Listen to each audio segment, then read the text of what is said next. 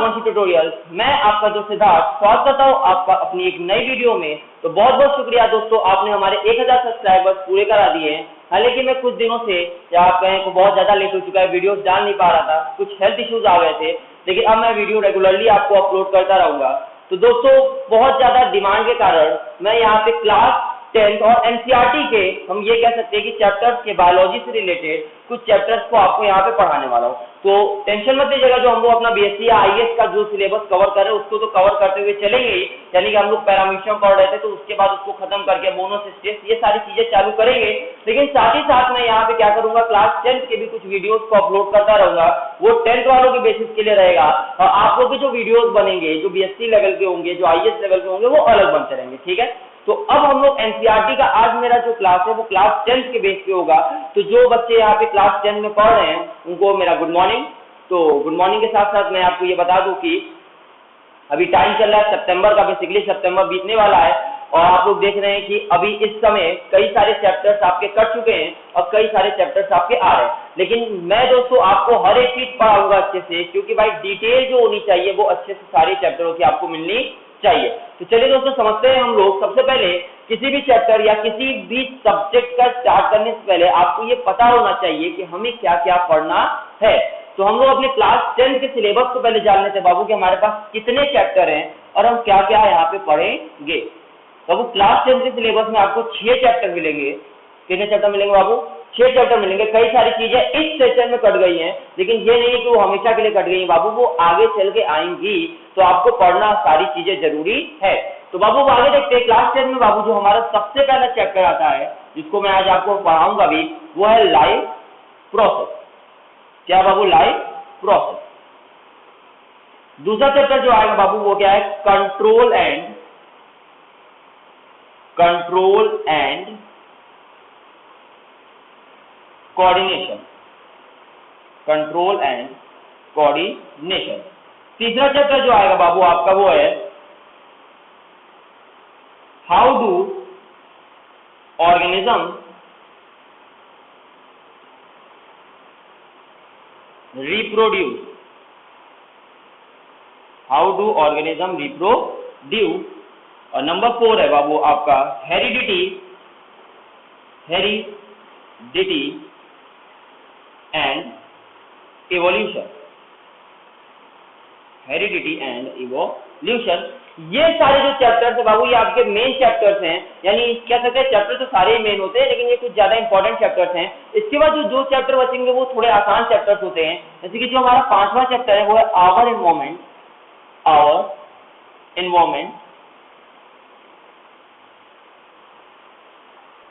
और 6वां है management of natural resource. Management of natural resource.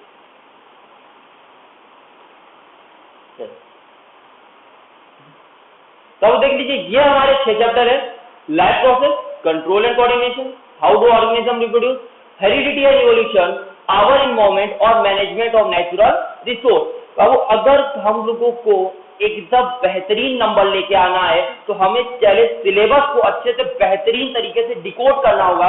अब देखिए लोग कहते हैं कि डायरेक्ट चैप्टर पे स्किप कर जाइए, चैप्टर को समझिए, कोई सिलेबस को समझता नहीं है। हम लोग पहले अच्छे से आज सिलेबस को समझेंगे, उसके बाद हम लोग अपने नेक्स्ट वीडियो से चैप्टर को उठा के उसके बेसिक्स को खोलेंगे। ठीक है, तो देखिए एडवांस पढ़ने से पहले बेसिक तो जानना जरूरी है बाबू। और अभी आप लोग 10th के लेवल में है तो हम लोग बेसिक तो चलेंगे, फिर बेसिक के बाद जैसे जैसे उस टॉपिक का एडवांस आता जाएगा और जितना आपके लेवल तक रहेगा मैं उतना एडवांस उठाते आपको बताता चलूंगा।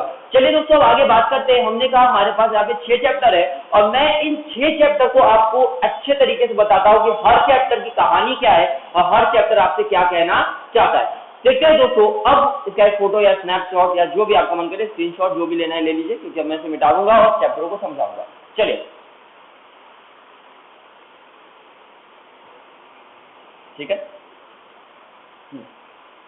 देखिए बाबू हम लोग बात कर रही है, हमारा पहला चैप्टर है, इसका नाम है लाइफ प्रोसेस। अब मैं आपको सिखाता हूँ कि हर एक चैप्टर के बेस क्या है और हमें क्या क्या उसके अंदर कलेक्ट करना होता है। देखिए बाबू हम लोग जब लाइफ प्रोसेस की बात कर रहे हैं तो अब लाइफ प्रोसेस के अंदर हमने देखा कि सबसे पहले तो ये बोल रहा है कि हमारे अर्थ पे, समझते एकदम बेसिक से चीजें, हमारे इस अर्थ पे बहुत सारे क्या है बाबू, ऑर्गेनिजम्स हैं। बहुत सारे क्या है, ऑर्गेनिजम्स, बहुत सारे ऑर्गेनिजम्स है। वो ऑर्गेनिजम्स बाबू वेरी स्मॉल भी हो सकते हैं, इतने छोटे कि नेकेड आई से दिखे ही ना, माइक्रोस्कोप का इस्तेमाल करना पड़ेगा बाबू। स्मॉल हो सकते हैं, मीडियम हो सकते हैं, लार्ज हो सकते हैं, वेरी वेरी लार्ज भी हो सकते हैं, लेकिन मैं यहाँ पे लार्ज में वेरी लार्ज को भी कंसीडर कर दे रहा हूँ, ठीक है।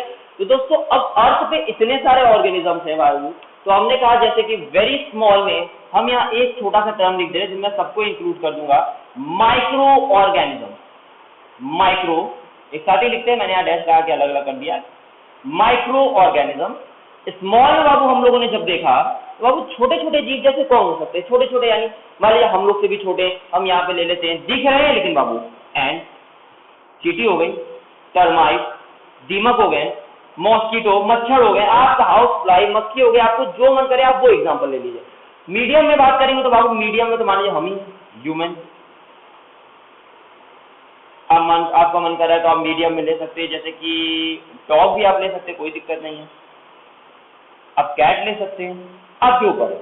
लार्ज एनिमल्स की जब बात करेंगे, बाकी जो हम लोग से भी बड़े दिखे, अच्छे खासे बड़े दिखे, तो उसमें आप ले लीजिए एलिफेंट को, एलिफेंट, जिराफ, या फिर अब वेरी वेरी लार्ज को मैंने कहा था मैं इसी में कंसीडर करूंगा, तो सबसे बड़े मैमल की बात करते हैं, ब्लू व्हेल, ठीक। अच्छा ये देखिए हमारे इस दुनिया में ऑर्गेनिज्म की भरमार है। ऑर्गेनिज्म क्या है बाबू, भरमार है। हमने इतने सारे जीव लिखे, organism very small, micro organism small हो सकते हैं, एंड टर्माइट मीडियम हो सकते हैं, ह्यूमन, डॉग, कैट लार्ज हो सकते हैं। लार्ज में बाबू क्या क्या, एलिफेंट है, जिराफ है, ब्लू व्हेल है, मतलब एकदम जीवों की भरमार लगी हुई है। अब जहां देख रहे हैं वहां आपको जीव मिल जाएंगे, हम लोग खुद ही एक जीव है। अब अपने बाहर घर के निकल के देख रहे हैं वहां आपको जीव मिलेंगे। कुछ जीव क्या होते हैं, जंगलों में रहना पसंद करते हैं, कुछ जीव क्या होते हैं, दिखते नहीं है लेकिन हर जगह मौजूद है। तो सिंपल भाषा में ये कहना चाह रहा हूं कि ये जितने भी चीजें हैं, आप कैरेक्टर एडेक्टर सबको लेके देखिए, इनके अंदर एक चीज कॉमन आएगा बाबू, और वो कॉमन चीज क्या है कि ये सारे के सारे एक सर्टेन स्टेज ऑफ लाइफ पे क्या होंगे, लिविंग होंगे। अब मैंने सर्टेन स्टेज ऑफ लाइफ क्यों बोला, मैं इसको समझा देता हूं, क्योंकि भाई कभी ना कभी तो ये जीव मरेंगे भी। तो भाई जो जिंदा हुआ है, जो पैदा हुआ है, उसका मरना तो तय है, जो पैदा हुआ है उसका मरना क्या है बाबू, तय। तो ये एक सर्टेन स्टेज ऑफ लाइफ पे कभी ना कभी जीवित होंगे। जैसे कि आज मैं हूं, मैं अभी लिविंग हूं, अभी मैं बताऊंगा लिविंग क्या होता है, कैरेक्टरिस्टिक क्या होता है, वो आगे की बात है, ठीक है। अभी मैं क्या हूं बाबू, लिविंग हूं, लेकिन एक टाइम तो ऐसा आएगा ना कि जब मैं क्या हो जाऊंगा, डेड हो जाऊंगा, यानी मर जाऊंगा। हो सकता है 50 साल, 60 साल, लाइफ स्पैन के ऊपर ऑर्गेनिज्म के। भाई अभी मैं कह रहा हूं एक बैक्टीरिया आज जिंदा है, लेकिन अब हम ये तो कह सकते हैं कि सिंगल सेल ऑर्गेनिज्म में नेचुरल डेथ नहीं होती है, तो थोड़ा सा इनको छोड़ते हैं, वो अलग टॉपिक है, मैं यहाँ लिखता हूँ, ठीक है। एक चींटी है मान लीजिए, ठीक है, तो एक चींटी पैदा हुई, उस समय तो लिविंग है भाई, कुछ समय तक अपनी जिंदगी को जिएगी और उसके बाद उसकी भी क्या हो जाएगी, डेथ हो जाएगी। तो एक सर्टेन स्टेज ऑफ लाइफ तक कोई भी जीव क्या है, जीवित है। और अगर वो जीवित है बाबू, तो जीवित होने के लिए वो दिखा रहा होगा, मैं यहाँ लिख रहा हूं, जीवित होने के लिए वो दिखा रहा होगा कोई ना कोई कैरेक्टर। अब ये कैरेक्टर क्या होते हैं बाबू, देखिए इस कैरेक्टर्स को मैं दो तरीके से समझते हैं, ठीक है, एकदम बेसिक समझेंगे, एकदम आराम समझेंगे। इस कैरेक्टर को हम दो तरीके से समझते हैं। एक वो कैरेक्टर जो लिविंग ऑर्गेनिज्म दिखा रहा है, और एक वो कैरेक्टर जिसके कारण कोई ऑर्गेनिज्म लिविंग बना हुआ है। सुनिए मैंने क्या कहा, एक वो कैरेक्टर, वो क्या किया जा रहा है, दिखाया जा रहा है। तो these character are exhibited by the living organism, लिखिए मैं लिविंग लिख दे रहा हूं, ठीक है। और कुछ कैरेक्टर ऐसे हैं that these make the organism living।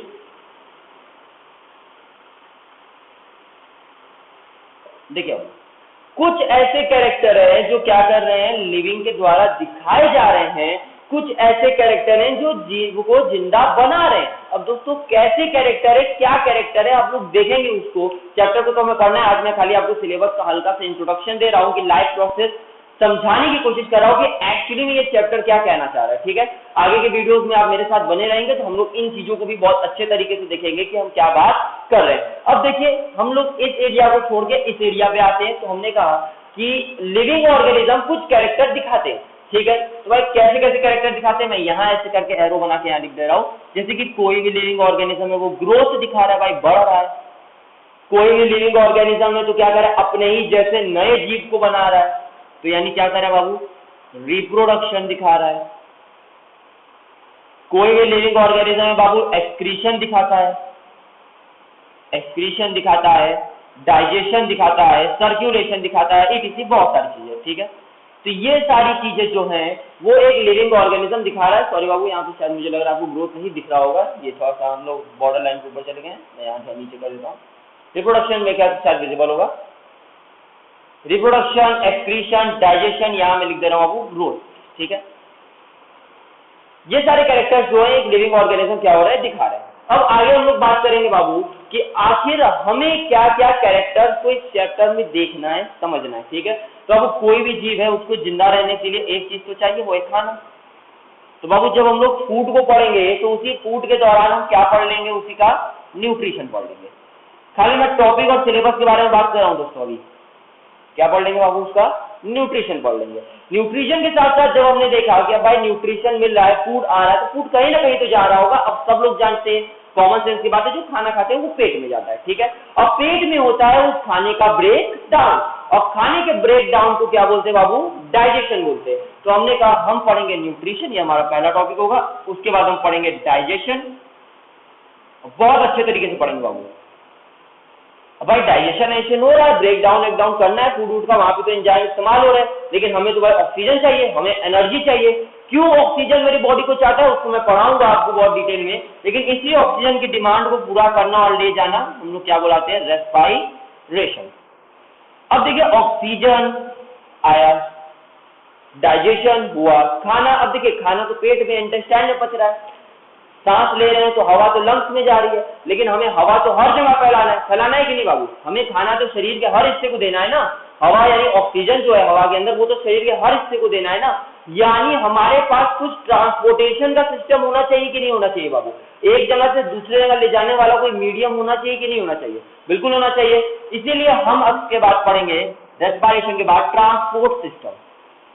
Transport system ये प्लांट और एनिमल दोनों में पढ़ा जाएगा बाबू। ट्रांसपोर्ट सिस्टम ये प्लांट और एनिमल दोनों में पढ़ा जाएगा बाबू। जब ट्रांसपोर्ट सिस्टम हम एनिमल में बात करेंगे तो इसी को सर्कुलेटरी सिस्टम बुलाएंगे।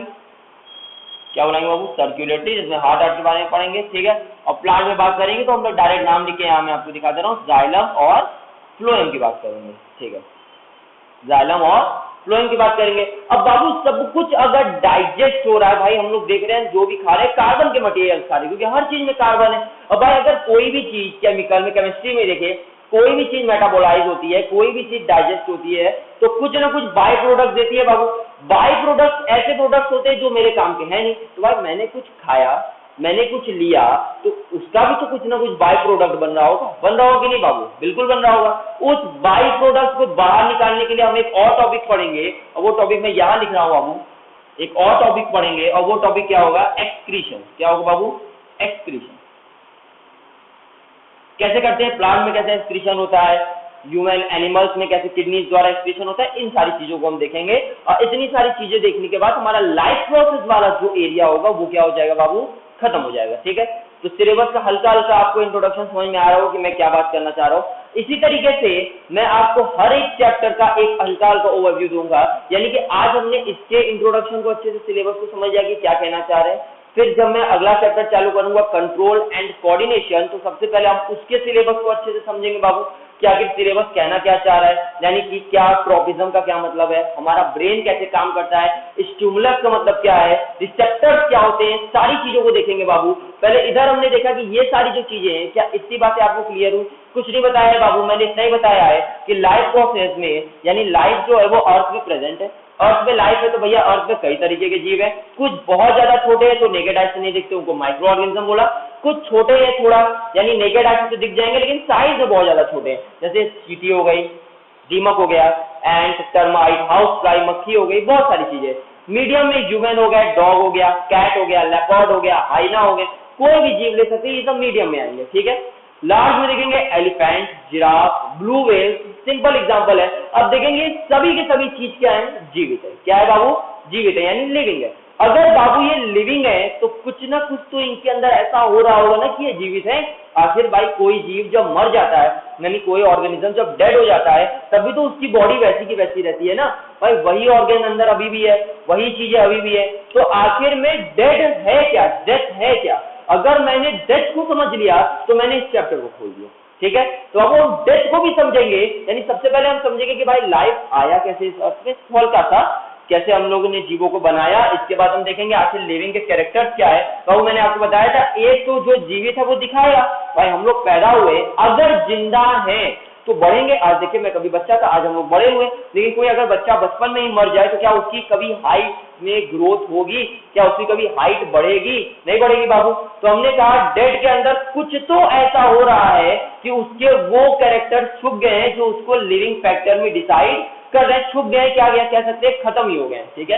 तो एक कैरेक्टर तो वो है जो ऑर्गेनिज्म दिखा रहा है, ग्रोथ, जहां लिखा है मैंने ग्रोथ, रिप्रोडक्शन, एक्सक्रीशन, डाइजेशन। और कुछ ऐसे कैरेक्टर है जिनके कारण वो ऑर्गेनिज्म जिंदा बना हुआ है। अब दोस्तों इसके बाद हम लोगों ने ये सारी चीजें देखी। अब भाई लाइफ प्रोसेस है, अब भाई सिस्टम चलाना है ना, तो सिस्टम चलाएंगे कैसे? भाई एनर्जी चाहिए, एनर्जी कहां से मिलेगा? फूड से मिलेगा। अब भाई वही फूड को अंदर ले रहे हैं तो हमें मिल रहा है न्यूट्रिशन। अब भाई अगर कोई चीज खा रहे हैं तो सिंपल सी बात है वो चीज खाएंगे तो कहां जाएगी, हमारे स्टमक में जाएगी। अब स्टमक में इतने बड़े बड़े पार्टिकल्स तो टूटेंगे नहीं, हमें उसे और तोड़ना होगा, तो उसको तोड़ने की प्रोसेस को क्या बुलाते हैं बाबू? डाइजेशन। अब डाइजेशन कराने के लिए हमें एंजाइम चाहिए, शरीर को चलाने के लिए हमें ऑक्सीजन चाहिए। भाई ऑक्सीजन के बिना तो काम होने वाला है नहीं, हमारी शरीर ऑक्सीजन चलती है। क्यों चलती है, कैसे चलती है, बताऊंगा आपको रेस्पिरेशन वाले टॉपिक में। तो ऑक्सीजन की जो डिमांड है वो पूरी की जाती है। अब भाई ये ऑक्सीजन, फूड, जो भी चीजें कहाँ स्टोर हो रही है, मान लीजिए भाई ऑक्सीजन है या एयर है जो अलग अलग गैसेस को ली हुई है, तो गैसेस का स्टोर हाउस हमारे लंग्स है, और खाने का स्टोर हाउस है वो सबसे पहले हमारा स्टमक, फिर वो फूड हमारे इंटेस्टाइन में जाता है। लेकिन बाबू मैंने ये कहा कि हवा की जरूरत तो हमारे ब्रेन को भी तो है, हमारे किडनीज को भी तो है, हमारे बॉडी के हर एक पार्ट को है भाई ऑक्सीजन की जरूरत। शरीर ऑक्सीजन तो चाहिए चाहिए, साथ साथ फूड भी चाहिए, क्योंकि भाई सारे के सारे काम कर रहे हैं ना, तो सबको भाई एनर्जी चाहिए, सबको फूड चाहिए।